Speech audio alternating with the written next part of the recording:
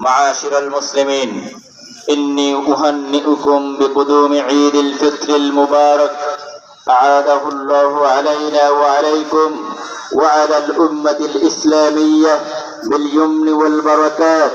تقبل الله منا ومنكم صالح الأعمال، فإن هذا اليوم جعله لنا رسول الله صلى الله عليه وسلم عيدا، حيث قال: إن لكل قوم عيدا وهذا عيدنا، رواه البخاري.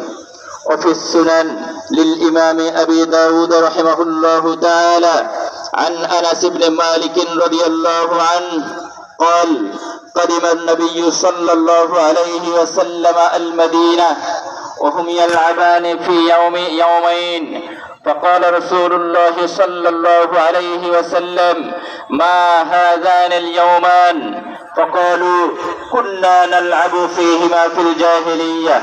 فقال رسول الله صلى الله عليه وسلم: إن الله قد أبدلكم بهما خيرا منهما، يوم الفطر ويوم الأضحى، رواه أبو داود. الله أكبر الله أكبر، لا إله إلا الله والله أكبر الله أكبر ولله الحمد. أمة الإسلام، إن هذا اليوم يوم الفرح والسرور. قال الحافظ ابن حجر العسقلاني رحمه الله تعالى: إن إظهار السرور في يوم العيد من شعار الإسلام، ولكن لمن هذا السرور؟ الذي صام رمضان وقام ليلة رمضان وقد غفر له ما تقدم من ذنبه فله السرور والفرح، ولكن من لم يغفر في رمضان فله الخيبة والخسران. فإنه عليه السلام يقول: رغم أنف رجل أدرك رمضان ثم انسلخ عنه ولم يغفر له.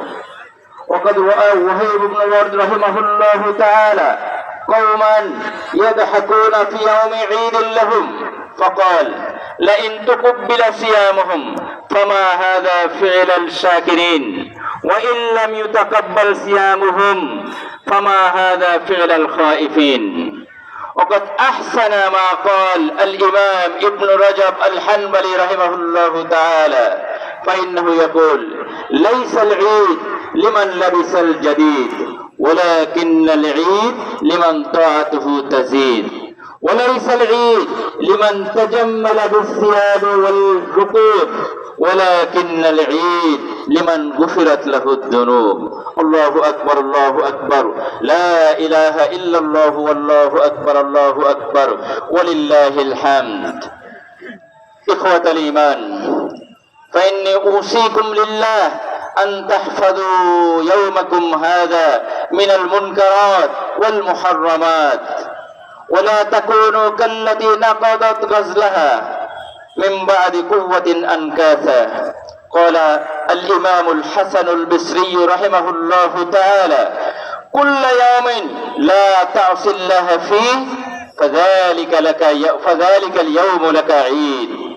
وقال كعب الأحبار رحمه الله تعالى: من حدث نفسه أنه لا يعصي الله بعد رمضان فيدخل الجنة بلا حساب ولا عقاب، ومن حدث نفسه أنه سيعصي الله بعدما مضى رمضان فصيامه عليه مردود والعياذ بالله. الله أكبر الله أكبر، لا إله إلا الله والله أكبر الله أكبر ولله الحمد. أحبتي في الله، عليكم المداومة بما عملتم في شهر رمضان كالصيام والقيام وقيام الليل وتلاوة القرآن وكثرة الاستغفار وذكر الله. ألا ترى إن رسول الله صلى الله عليه وسلم يقول: أحب الآمال إلى الله ما داوم عليه صاحبه وإن قل. فلا تتركوا المساجد ولا تهجروا القرآن بعدما مضى رمضان، فإن رب رمضان هو رب الشهور كلها. فاتقوا الله يا عباد الله في الشهور جميعا، ولا تنسوا إخوانكم المسلمين المستضعفين في أطراف العالم كلها خصوصا في بلاد الهند وفي فلسطين وفي غزة، بل ساعدوهم بالأموال والأنفس واذكروهم عند دعواتكم عند ربكم. الله أكبر الله أكبر، لا إله إلا الله والله أكبر الله أكبر ولله الحمد. نسأل الله سبحانه وتعالى أن يتقبل منا ومنكم صالح الآمال، وأن يعيد علينا العيد باليمن والبركات. بارك الله لنا ولكم في القرآن العظيم، ونفعنا وإياكم بما فيه من الآيات والذكر الحكيم. أستغفر الله لي ولكم ولسائر المسلمين فاستغفروه إنه هو الغفور الرحيم.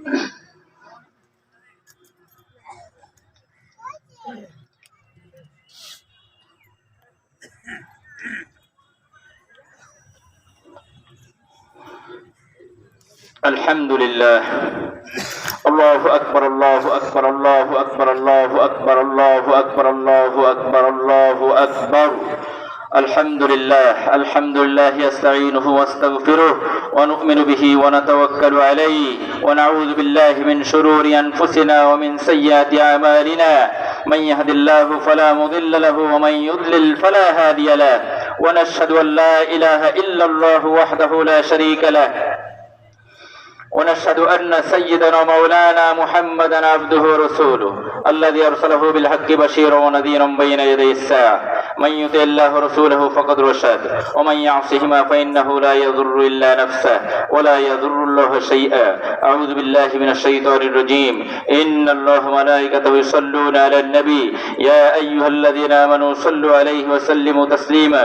اللهم صل على محمد عبدك ورسولك، وصل على المؤمنين والمؤمنات والمسلمين والمسلمات، وبارك على محمد وأزواجه وذريته. قال النبي صلى الله عليه وسلم: أرحم أمتي بأمتي أبو بكر، وأشدهم في أمر الله عمر، وأصدقهم حياء عثمان، وأقضاهم علي، وفاطمة سيدة نساء أهل الجنة، والحسن والحسين سيدا شباب أهل الجنة، وحمزة أسد الله وأسد رسوله. اللهم اغفر للعباس رضوان الله تعالى عليهم وعليهن أجمعين، وولده مغفرة ظاهرة وباطنة لا تغادر ذنبا. اللهم أعد علينا رمضان أعواما عديدة وأزمنة مديدة. اللهم أعز الإسلام والمسلمين وأذل الشرك والمشركين. اللهم انصر إخواننا المستضعفين في فلسطين وفي غزة وفي بلاد الهند على الهندوس الوثنيين يا أكرم الأكرمين. اللهم عليك باليهود الغاصبين فإنهم لا يعجزونك. اللهم أهلك اليهود كما أهلكت عادا وثمود. اللهم أنقذ المسجد الأقصى. اللهم حرر المسجد الأقصى وارزقنا فيه صلاة قبل الممات.